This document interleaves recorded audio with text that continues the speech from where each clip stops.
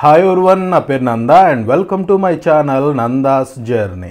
ఈ రోజు మనం శ్రీలంకలోని డచ్ సిటీ గాలే సందర్శిద్దాం. గాలే శ్రీలంకలోని బ్యూటిఫుల్ బీచ్ డెస్టినేషన్స్ లో ఒకటి. పోర్చుగీస్ కాలం నాటి కోట, అందులో డచ్ వాళ్ళు నిర్మించిన యూరోపియన్ స్టైల్ ఇళ్లతో చాలా బాగుంటుంది. అంతేకాదు హనుమంతుల వారు లంకకు తీసుకువచ్చిన సంజీవిని పర్వతం, దాని సమీపంలో ఉన్న సీక్రెట్ బీచ్ మరో హైలైట్. రండి గాలేలోని అన్ని ప్రదేశాలు ఒక్కొక్కటిగా సందర్శిద్దాం. మనం శ్రీలంకలోని most popular beach destination Mirissa సందర్శించి మిరిస్సా నుంచి గాలే వెళ్తున్నాం. మిరిస్సా నుంచి గాలే కేవలం 40 కిలోమీటర్లు ఉంటుంది. బస్సు కోసం వెయిటింగ్. కొంత సమయం వెయిట్ చేశాక ప్రైవేట్ బస్ లభించింది. నియాన్ లైట్లతో కలర్ఫుల్ గా ఉంది. మిరిస్సా నుంచి గాలే 40 కిలోమీటర్లు ఉంటుంది. బస్ టికెట్ 160 రూపాయలు, అంటే మన కరెన్సీలో 45 రూపాయలు. బస్ టికెట్ ఇవ్వలేదు.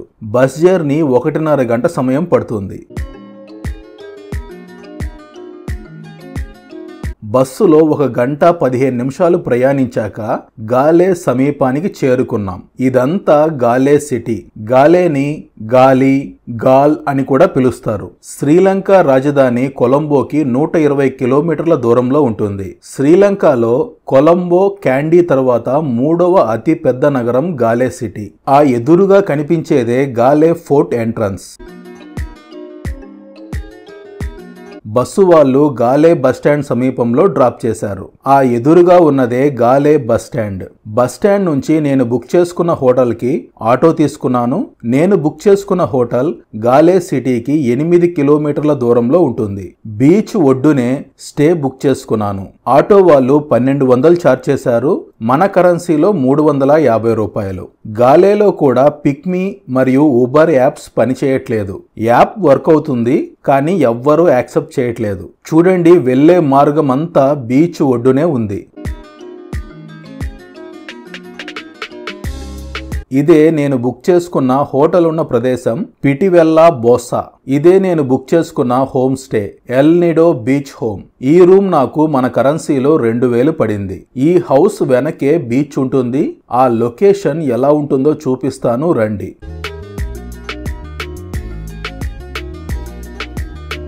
చూసారా, లొకేషన్ అద్భుతంగా ఉంది కదా.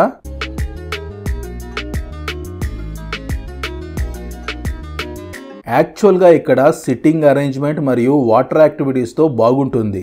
ఇలా ఉంటుంది. కాకపోతే వర్షం పడుతూ ఉండడం వల్ల అరేంజ్మెంట్స్ మొత్తం తీసేశారు. ఇలా ఉంది. ఇక్కడ వరుసగా ఉన్న ఈ ప్రాపర్టీస్ అన్ని హోమ్ స్టేస్, రిసార్ట్స్ మరియు ట్రావెల్ హాస్టల్స్.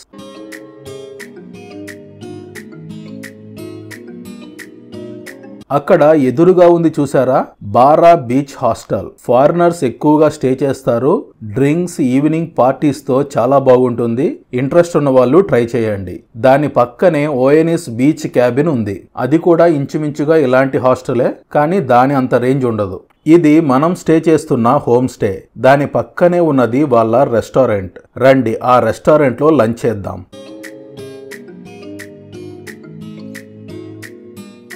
రెస్టారెంట్ అంబియన్స్ బాగుంది.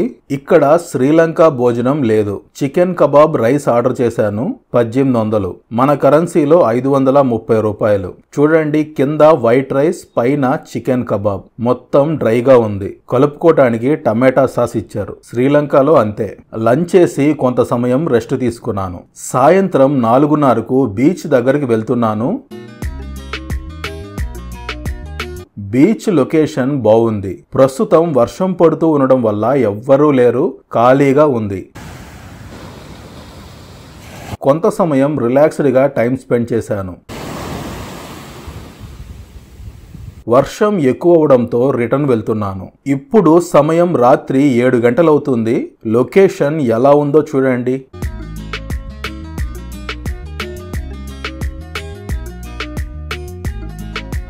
వర్షం పడుతూ ఉండడం వల్ల 3-4 రెస్టారెంట్స్ మాత్రమే ఓపెన్లో ఉన్నాయి. లేదంటే ఈ ప్రదేశమంతా డైనింగ్ అరేంజ్మెంట్స్తో లైట్ల వెలుగుల్లో చాలా బాగుంటుంది. అలా కొంత సమయం రిలాక్స్డ్గా గడిపి డిన్నర్ చేసుకొని రూమ్ చేరుకున్నాను.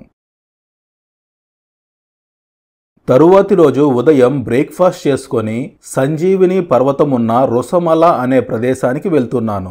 ఈ ప్రదేశమంతా ఫిషర్మ్యాన్స్ ఏరియా. చేపలు పట్టి జీవనోపాధి పొందేవారు. టూరిజం వల్ల ఈ ప్రదేశం పూర్తిగా మారిపోయింది. రొసమల సందర్శించడానికి ఆటో మాట్లాడుకున్నాను. ఇదే మనం వెళ్ళబోయే ఆటో.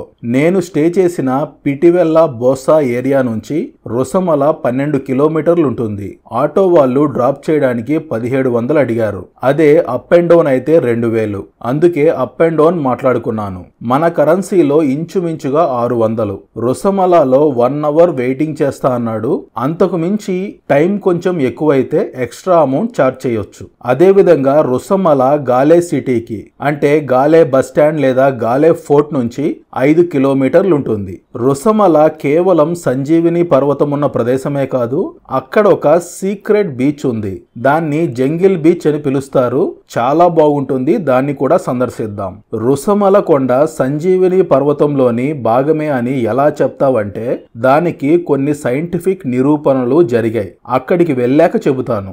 రొసమల చేరుకునే లోపు అసలు సంజీవిని పర్వతం హిమాలయాల నుంచి లంకకు ఎలా చేరుకుందో తెలుసుకుందాం. రావణుడి కుమారుడైన ఇంద్రజిత్ బ్రహ్మాస్త్ర దాటికి మూర్ఛిల్లిన లక్ష్మణ స్వామిని బ్రతికించడానికి సంజీవని మూలిక అవసరమవుతుంది. ఈ మూలిక హిమాలయ పర్వతాలలో లభిస్తుందని హనుమంతుణ్ణి ఆ పర్వతంలోని ఆ మూలికను తెమ్మని చెప్పి పంపుతారు. హిమాలయాలకు వెళ్లిన హనుమంతునికి అక్కడి ప్రతి మొక్క సంజీవని లాగే కనిపిస్తుంది. ఏమి చేయాలో అర్థం కాదు. ఒక పక్కన చూస్తే సకాలంలో మూలికను అందించలేదంటే లక్ష్మణ స్వామి తమకు దక్కడు. ఒకవేళ వేరే మూలికను తీసుకువచ్చినా ప్రయోజనం లేదు. ఇలాంటి తర్క మీమాంసలో మన ఆంజనేయుడు మొత్తం సంజీవిని పర్వతాన్ని పెకిలించుకొని తన వెంట తీసుకెళ్తాడు. పర్వతంతో సహా వచ్చిన హనుమంతుణ్ణి చూసి అసురగణం, వానరగణం, శ్రీరాముల వారు ఆశ్చర్యపోతారు. లక్ష్మణ స్వామికి వైద్యం చేసిన తర్వాత హనుమంతుల వారు తిరిగి సంజీవిని పర్వతాన్ని హిమాలయ పర్వతాల్లో యథాస్థానంలో పెడతారు. ఇలా హనుమంతుల వారు లంకకు సంజీవిని పర్వతాన్ని తీసుకువచ్చే సమయంలో లంకలో 5 ప్రదేశాల్లో సంజీవిని పర్వతంలోని కొన్ని భాగాలు పడటం జరిగింది. అందులోని ఒక ప్రదేశమే రొసమల. ప్రస్తుతం మనం గాలే సిటీ చేరుకున్నాం. ఇక్కడ నుంచి రొసమల 5 కిలోమీటర్ల దూరంలో ఉంటుంది. సిటీ దాటి అలా కొంచెం ముందుకు వెళ్ళగానే దూరంగా రొసమల పర్వతం కనిపించింది. ఇక్కడ మీకు కనిపిస్తున్న ఈ కొండ మొత్తం రొసమల సంజీవిని పర్వతం. అక్కడ దూరంగా పగోడా కనిపిస్తుంది కదా, అక్కడే ఆంజనేయ స్వామి ఆలయం కూడా ఉంది. మనం అక్కడికి వెళ్ళాలి. అక్కడికి వెళితే మనం పర్వతం మీద ఉంటాం. ఇది రొసమల పర్వతం అని చూపించడానికి క్లారిటీ ఉండదు. అందుకే ఇక్కడ నుంచి చూపిస్తున్నాను. రండి రొసమల పర్వతం పైకి వెళ్దాం. ప్రస్తుతం మనం రొసమల పర్వతం మీదుగా ప్రయాణిస్తున్నాం. పూర్వం కొన్ని వందల వేల సంవత్సరాల నుంచి ఈ చుట్టుపక్కల ప్రదేశాల్లో నివసిస్తున్న ప్రజలు ఈ ప్రదేశంలో ఔషధ గుణాలున్న మొక్కలు దొరుకుతాయని, ఆ మొక్కలతో వైద్యం చేసుకునేవారని, ఈ పర్వతాన్ని హనుమంతుల వారు లంకకు తీసుకువచ్చారని లంకా ప్రజలు విశ్వసిస్తారు. ఈ పర్వతాల్ని పరిశీలించిన శాస్త్రవేత్తలు విస్తుపోయే నిజాలు తెలుసుకున్నారు. ఈ పర్వతంలో ఉన్న మట్టి లంకా భూమిలో ఉన్న మట్టి ఒకటి కాదు, వేరు. ఇది లంకలోని భాగం కాదు. ఇక్కడ లభించే మట్టి ఈ ప్రాంతంలో మొలిచే మొక్కలు లంకలోని ఇతర భూభాగంలో మొలవ్వు. హిమాలయ ప్రాంతాల్లోనే మొలుస్తాయి. ఈ రొసమల పర్వతం లంకా భూభాగం కాదు. లంకా భూభాగంలో ఉన్న మట్టి వేరు, ఈ రొసమల పర్వతంలో ఉన్న మట్టి వేరు. మరి ఇది ఎలా వచ్చింది, ఎక్కడి నుంచి వచ్చింది అన్న ప్రశ్నకు సమాధానం రామాయణంలోని హనుమంతుల వారు సంజీవిని పర్వతాన్ని ఇక్కడికి తీసుకురావటమే. ఇది ఒక్క కారణం తప్ప మరో కారణం కనిపించలేదు. అంటే శాస్త్రవేత్తలు ఆంజనేయ స్వామి హిమాలయాల నుంచి ఇక్కడికి తీసుకువచ్చారని నిర్ధారించలేదు. ఈ కొండలో ఉన్న మట్టి, ఇక్కడ మొలిచే మొక్కలు శ్రీలంకలో ఉన్న భూమితో సరిపో సరిపోలట్లేదు. ఇక్కడ మొలిచే ఔషధ మొక్కలు శ్రీలంకలోని ఇతర భూభాగంలో మొలవట్లేదు. ఈ మట్టి, ఈ ఔషధ మొక్కలు హిమాలయాల మట్టి మరియు మొక్కలతో మ్యాచ్ అవుతున్నాయి అని నిర్ధారించడం జరిగింది. అంతేకాదు పూర్వకాలం నుంచి ఈ చుట్టుపక్కల నివసించే ప్రజలందరూ దీన్ని ఆంజనేయ స్వామి ఇక్కడికి తీసుకువచ్చారని విశ్వసిస్తున్నారు. అలా ఈ రెండిటిని కలిపితే ఇది సంజీవిని పర్వతంలోని ఒక భాగమని నిర్ధారణ చేసుకున్నారు. రుసమల కొండపై ఉన్న ఆలయ సమీపానికి చేరుకున్నాం. ఇక్కడ మీకు ఎదురుగా కనిపిస్తున్నది జపనీస్ పీస్ పగోడా, శాంతి స్తూపం. ప్రపంచ శాంతి కోసం జపనీస్ వివిధ దేశాల్లో ఈ స్తూపాలను నిర్మించారు. మీకు డార్జిలింగ్ వీడియోలో కూడా జపనీస్ పీస్ పగోడా చూపించాను. దాన్ని మనం తర్వాత సందర్శిద్దాం. ఆ పైనుంచి వ్యూస్ కూడా బాగుంటాయి. అలా ముందుకు వెళ్లకుండా ఇలా ఎడమవైపు వెళితే ఆంజనేయ స్వామి ఆలయం ఉంటుంది. ఈ సంజీవిని పర్వతానికి గుర్తుగా ఆంజనేయ స్వామి విగ్రహాన్ని ఏర్పాటు చేశారు. రండి దర్శించుకుందాం.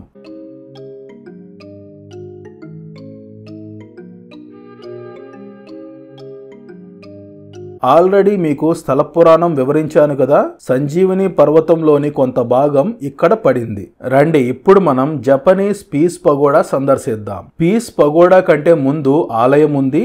ఆలయం దర్శించుకొని పీస్ పగోడా సందర్శిద్దాం. దీన్ని జపాన్ వాళ్ళు నిర్మించారు.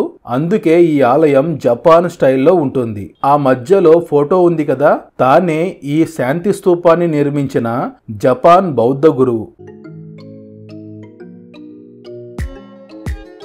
ఇదే పీస్ పగోడా, శాంతి స్తూపం. జపాన్ వాళ్ళు ప్రపంచ శాంతి కోసం వివిధ దేశాల్లో నిర్మించారు. బుద్ధుని ప్రవచనాల ఆధారంగా దీన్ని నిర్మించారు. ఇక్కడ నుంచి వ్యూ ఎంత బాగుందో చూడండి.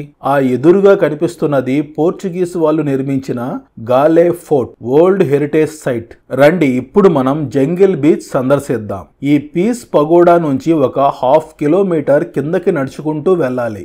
వెహికల్స్ వెళ్ళవు, నడుచుకుంటూనే వెళ్ళాలి. అది కూడా ఇలా కొండ దిగుతూ వెళ్ళాలి. వెళ్ళేటప్పుడు బాగుంటుంది, తిరిగి పైకెక్కేటప్పుడు కొంచెం ఒక 1/2 కిలోమీటర్ కొండ పైకి ఎక్కాల్సి ఉంటుంది. ఇది గుర్తుపెట్టుకోండి.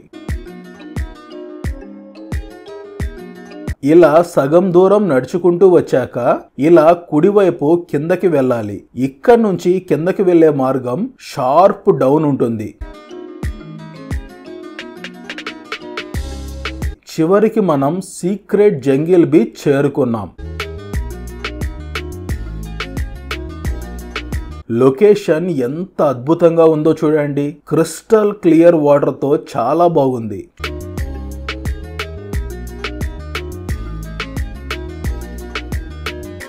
చుట్టూ దట్టమైన చెట్లు, క్రిస్టల్ క్లియర్ వాటర్, ఆహ్లాదకరమైన వాతావరణం. రిలాక్స్డ్ గా టైం స్పెండ్ చేయొచ్చు.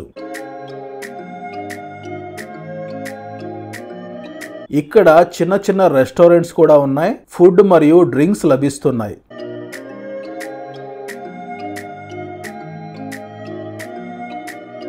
కొంత సమయం బీచ్ లో టైం స్పెండ్ చేసి పైకి వచ్చి తిరిగి ఆటోలో నా హోటల్కి వెళ్తున్నాను. గాలేలో తప్పకుండా సందర్శించవలసిన ప్రదేశం గాలే ఫోర్ట్. మన పాండిచ్చేరి, గోవా లాగా ఉంటుంది. సాయంత్రం లైట్ల వెలుగుల్లో చాలా బాగుంటుందని చెప్పారు. సాయంత్రం ఆ ప్రదేశాన్ని సందర్శిద్దాం. లంచ్ చేసి కొంత సమయం రెస్ట్ తీసుకొని సాయంత్రం 4 గంటలకు గాలే ఫోర్ట్ సందర్శించడానికి వెళ్తున్నాను. బస్సు కోసం వెయిటింగ్. కొంత సమయం వెయిట్ చేశాక బస్సు లభించింది. నా హోమ్ స్టే నుంచి గాలే బస్ స్టాండ్ 8 నుంచి 9 కిలోమీటర్లు ఉంటుంది. బస్ టికెట్ 60 రూపాయలు, మన కరెన్సీలో 18 రూపాయలు.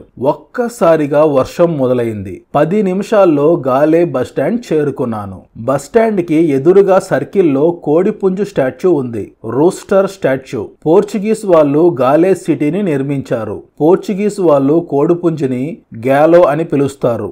వాళ్ళు దీన్ని అదృష్టానికి చిహ్నంగా భావిస్తారట. దీని నుంచే గాలే అనే పేరు వచ్చిందని చెబుతారు. కానీ గాలే అనే పేరు రావడానికి మరో 2-3 థియరీస్ కూడా ఉన్నాయి. ఏది కరెక్ట్ అనేది తెలియదు. మనం ఇలాగే నేరుగా వెళ్లి కుడివైపు వెళితే గాలే ఫోర్ట్ చేరుకుంటాం. రండి వెళ్దాం. ఎదురుగా కనిపిస్తున్నది గాలే క్రికెట్ స్టేడియం. గాలే ఫోర్ట్ కి ఎదురుగా ఉంటుంది. కోట పైనుంచి క్లియర్ గా కనిపిస్తుంది. ఇదే గాలే ఫోర్ట్. గాలే ఓల్డ్ సిటీ అని కూడా పిలుస్తారు. ఇక్కడ మీకు కనిపిస్తున్నది కోట చుట్టూ ఉన్న రక్షణ గోడ. లోపల మొత్తం యూరోపియన్ స్టైల్ హౌసెస్ ఉంటాయి. శ్రీలంకలో తప్పకుండా సందర్శించవలసిన ప్రదేశాల్లో ఈ గాలే ఫోర్ట్ ఒకటి. ఇది కోట ఎంట్రన్స్. ఈ కోట ఎంట్రన్స్ కి ఎదురుగా ఒక స్తూపం ఉంది.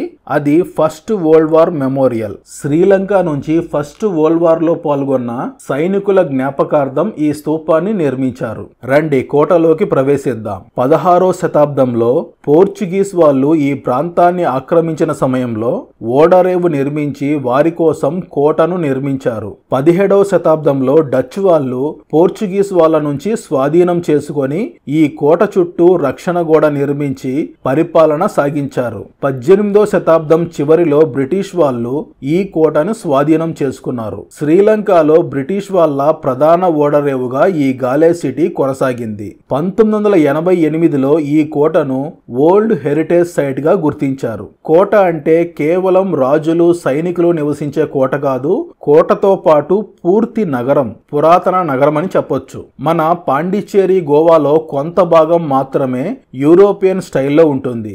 ఇది చాలా పెద్దది. ఇప్పటికీ ప్రజలు నివసిస్తున్నారు. హోటల్స్, రెస్టారెంట్స్ మరియు షాపింగ్ ఏరియాతో చాలా అద్భుతంగా ఉంటుంది. సాయంత్రం లైట్ల వెలుగుల్లో ఈ వీధులన్నీ చాలా బాగుంటాయి. ముందుగా మనం ఈ కోట చుట్టూ సందర్శిద్దాం. ఈ లోపు చీకటి పడుతుంది. అప్పుడు లైట్ల వెలుగుల్లో ఈ స్ట్రీట్స్ సందర్శిద్దాం. ఇలా లోపలికి వచ్చి కుడివైపు వెళితే క్లాక్ టవర్ ఉంటుంది. అలా ముందుకు వచ్చి కుడివైపు తిరిగితే క్లాక్ టవర్ సమీపానికి వెళ్లే మార్గం ఉంటుంది. గాలే సిటీలో ఇది ఒక ల్యాండ్ మార్క్. 1883లో దీన్ని నిర్మించారు. ఇక్కడ నుంచి మనం రక్షణ గోడ పైకి వెళ్ళొచ్చు. అక్కడ నుంచి వ్యూస్ చాలా బాగుంటాయి. పైకి రాగానే ఇక్కడ పాములాడిస్తూ ఉన్నారు. రండి ఇంకా పైకి వెళ్దాం. అలా పైకి వస్తే కోట ముందు భాగంలోని బురుజు చేరుకుంటాం. ఇక్కడ చూడండి కోట రక్షణగా ఫిరంగులున్నాయి. ఇది మొత్తం రక్షణ గోడే. ఎంత వెడల్పుగా ఉందో చూడండి. అలా ముందుకు వెళితే గాలే సిటీ వ్యూ కనిపిస్తుంది.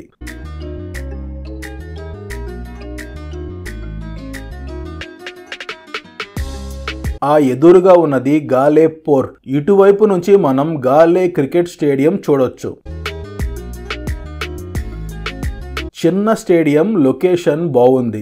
ఇక్కడ నుంచి క్లియర్ గా కనిపిస్తుంది. టికెట్ లేకుండా మ్యాచ్ చూడొచ్చు. రండి ఈ రక్షణ గోడ మీదుగా నడుచుకుంటూ వెళ్తూ చుట్టూ ఉన్న వ్యూస్ ఆస్వాదిద్దాం. అలా ముందుకు నడుచుకుంటూ వస్తే మరో బురుజు చేరుకుంటాం. ఇక్కడ నుంచి వ్యూ చూడండి ఎంత బాగుందో.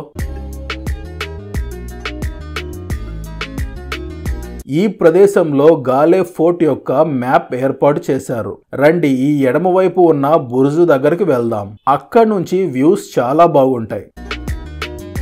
అలా కొంచెం ముందుకు వస్తే ఇక్కడ బంకర్ లాగా ఉన్నాయి. సైనికులు అందులో దాక్కొని యుద్ధం చేసే విధంగా తయారు చేశారు.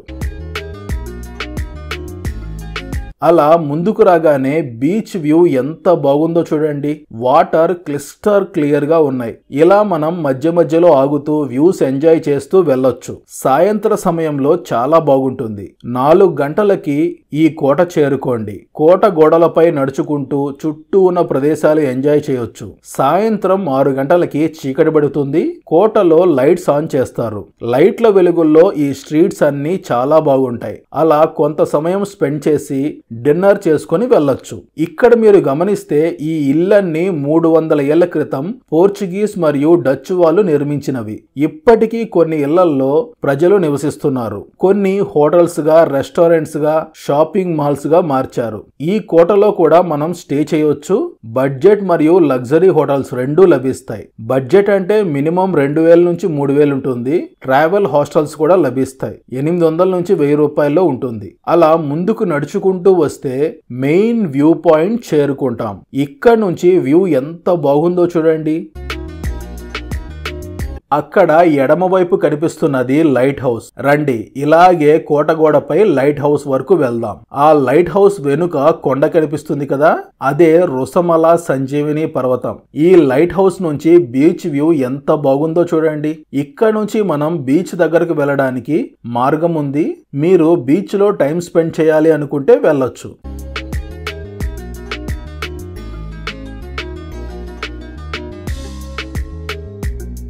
రండి ఇక్కడ నుంచి కోట లోపల ఎలా ఉంటుందో చూద్దాం. లైట్ హౌస్ కి ఎదురుగా అక్కడ చర్చ్ లాగా ఉంది. అక్కడ నుంచి లోపలికి వెళ్దాం. చూశారు కదా ఈ వీధులన్నీ ఎంత ప్రత్యేకంగా ఉన్నాయో. ఇక్కడ నిర్మించిన ఇళ్ళన్నీ 300 ఏళ్ల క్రితం పోర్చుగీస్ మరియు డచ్ వాళ్ళు నిర్మించినవి. ఒక చిన్న యూరోపియన్ నగరంలా ఉంది. ఈ వీధుల్లో నడుస్తూ యూరోప్ లో ఉన్న అనుభూతిని పొందవచ్చు.